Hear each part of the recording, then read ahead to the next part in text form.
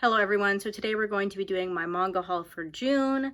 Now, technically, these are not only things I got in June. Since I haven't done a manga haul in April or May, I decided to pick some of the volumes I got those months and do kind of a top picks or something like that. So I just wanted to talk about all the really notable releases that I picked up in the last few months, and then pretty much everything I got in June as well. So I have this manga haul split up into 3 sections. The first one is new series that have recently released. The second section is concluding volumes, so the final volume of different series that I picked up recently. And the last section is everything else, so pretty much any series I've already been collecting. They're just pre-orders for the new volumes that came out, stuff like that. So anyway, let's go ahead and get started with the new stuff. The first volume I wanted to show today is March Comes In Like a Lion, Volume 1, the very long-awaited new series from Dempa. I'm kind of still shocked that I even have this volume in my hands, but here it is.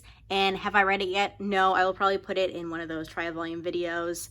If I don't, plan on just waiting until a bunch of the volumes are out, which may take like 10 years. But yeah, I won't gripe about this too much. I am considering watching the anime for the series since there is a couple seasons, I believe. Maybe, I could be wrong. I haven't watched anime in a long time. But I do have this volume finally. Next, another long-awaited volume is Don't Call It Mystery. This is by the same author as Basara and Seven Seeds. But I have heard fantastic things about this first volume. I haven't read it yet, but again, I plan on putting it in one of those try-volume videos where I try the first volume of a different series. I will be very shocked if I don't enjoy this series just from the reception it has had so far. Next, I have The Horizon Volume 1. I'm not sure if this is going to be a 2 or 3 volume series, but I know it will be relatively short. This is by the same author as The Boxer, which I did read. I did not really care for, but this seems to be a very different story and tone.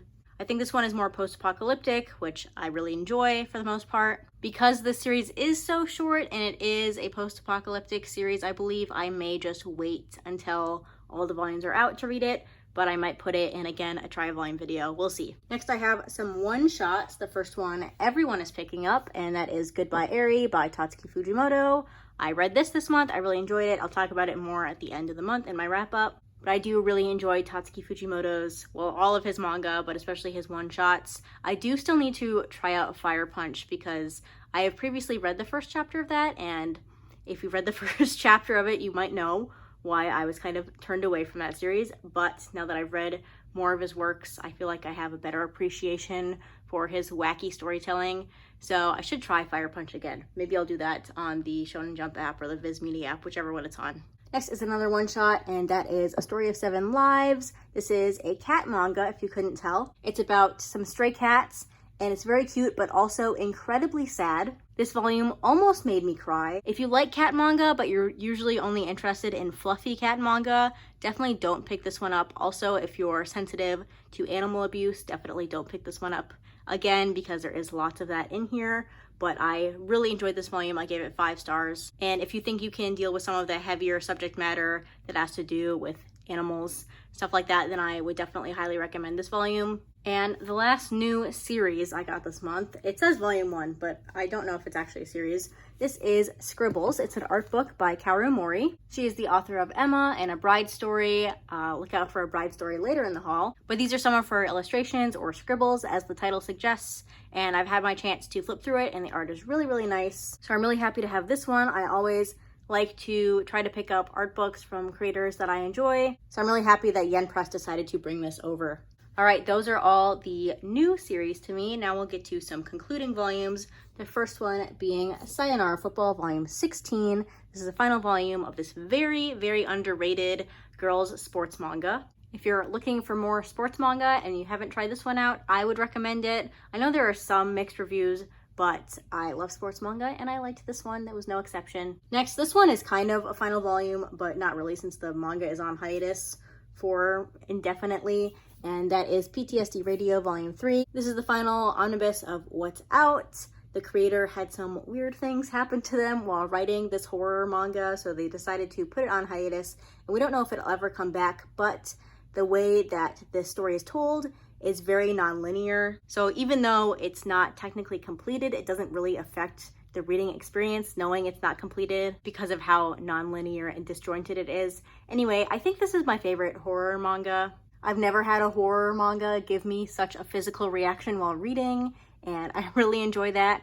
So I will definitely be rereading this one in the future at some point. Some of the images in this manga are still burned into my brain permanently. And I'm very happy that Kodansha decided to release it physically and not just digitally, so I can have it in my collection. Next, we have a final volume that was very highly awaited by me personally, and that is Requiem of the Rose King, Volume 17. I don't talk about this series too much, but I definitely highly enjoy it. And I did reread the first 13 volumes and then finish reading the series this month. I'll talk about it more at the end of the month, but I definitely enjoyed the ending. It is satisfying for the type of story this is, but this is based on Shakespeare's Richard III, or like some version of that play, which is also based on the War of the Roses. So you have a story which is based on an existing story, which is also based on another existing story, if that makes sense. This volume took a long time to come out, but I'm very happy to have the entire series in my collection as well. All right, next we have Run Away with Me Girl Volume 3, the final volume of this Yuri manga. I definitely highly enjoyed this one as well. I will probably talk about this at the end of the month, but this is a great Yuri manga with adult characters dealing with adult experiences. And that's really refreshing when a lot of the Yuri manga coming out are high school stories. Nothing wrong with those. I just personally would like to read about adults, which is what this series is, and I think it is done very well. Next, I have the final volume of Last Gender. This is volume 3. I have not yet read this one, but I'm hoping I can squeeze it in before the end of the month. And if I do, I will let you know what I think of it then. Since I haven't read it, I don't have a lot to say yet, but I've heard fantastic things about this series. All right, everything else in this video will be continuing series, so not the first volume of series, not the last volume of series, just stuff in the middle. So first I have a couple of volumes of a series I read last month. I didn't get to talk about it, but I really highly enjoyed it, and I decided to pick up all the other volumes that were out. I was waiting because I hadn't tried it yet to pick up any more volumes, but because I have now read it and enjoyed it, I bought more. And that's how manga collecting works, right? Anyway, so I have volume 9, volume 10, volume 11, volume 12, and volume 13 of A Bride Story. These are all the volumes that are out currently. Volume 14 comes out relatively soon. But yes, I read the first 8 volumes of this slice of life historical manga last month. Highly enjoyed it. I love all the characters and seeing their different circumstances. And obviously, as I mentioned before earlier in this video, Kaoru Mori's absolutely stunning art. I don't know how she creates such detailed spreads in a manga that has a pretty strict release schedule. I don't know how that happens, but I'm not complaining. In fact, I'm very much highly appreciating this manga and its artwork, and I can't wait to read these volumes. Next, I have volume 2 of Yokohama Karaishi Kiko. This is a highly acclaimed slice of life post-apocalyptic manga, although it doesn't have very heavy post-apocalyptic elements. So I read this volume this month. I thought of it about the same as I did the first volume, so I'm not absolutely loving it, but I am enjoying it enough to continue reading. I do want to mention the color pages though. The color pages in this manga are absolutely gorgeous. Let me see if I can find one for you. Here's some great ones. I really love the use of purples and blues and oranges in the color pages. They all look very nice. And yeah, definitely my favorite part of reading the second volume of this series. Next, I have Something's Wrong With Us, volume 15.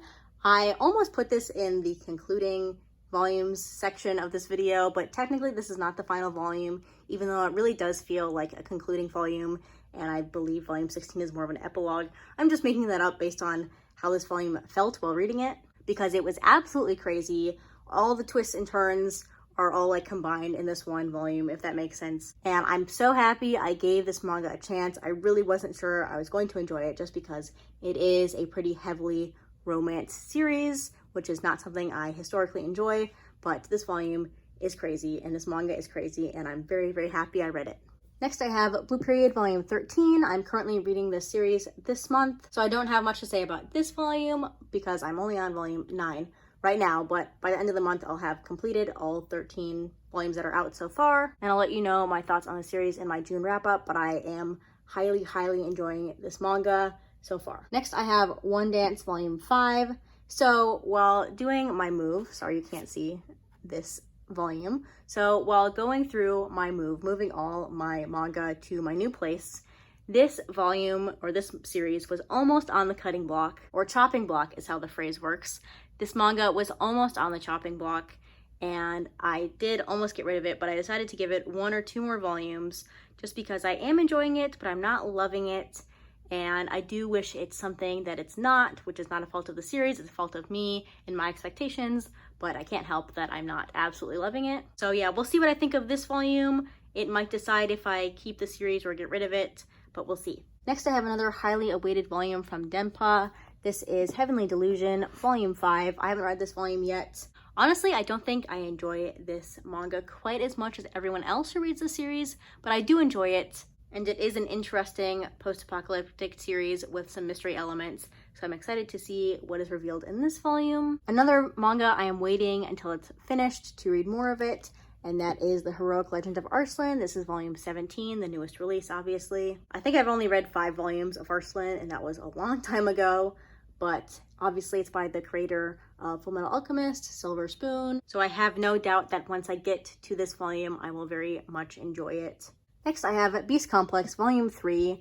I absolutely love this manga, and I feel like the author, Paru Itagaki, in her author note at the end of this volume, summed it up pretty much perfectly, where she says, "I love this world, and I always love returning to it," because the world building in this series is definitely my favorite part, and these bonus volumes of Beast Complex really kind of round out the world, make it feel full and fun, and I love that, so I really enjoy this spin-off series as well as the regular series Beastars. So I think these are all the volumes of Beast Complex that are out so far.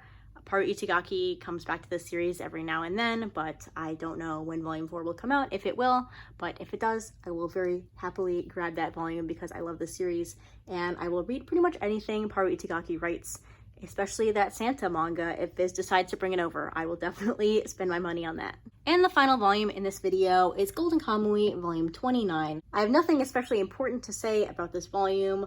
Again, I'm waiting until the final volume 31 comes out to finish reading this series, but this series is crazy, it's funny, it's gory, it's action-packed, it's emotional. Everything you could want in a series, Golden Kamuy delivers. And if I was someone who read manga volume by volume, I would be devouring these volumes every time they come out, but I'm not one of those people, so I will just wait until it's all completed and then read the entire thing again, probably. So yes, those are all of the manga volumes I bought in the last couple months, especially in June. If you've read any of these, let me know what you thought of them, or let me know what your favorite pickup from the last couple months was in the comments down below. But yeah, that'll be it for this video. Thanks for watching, and I'll see you next time. Bye!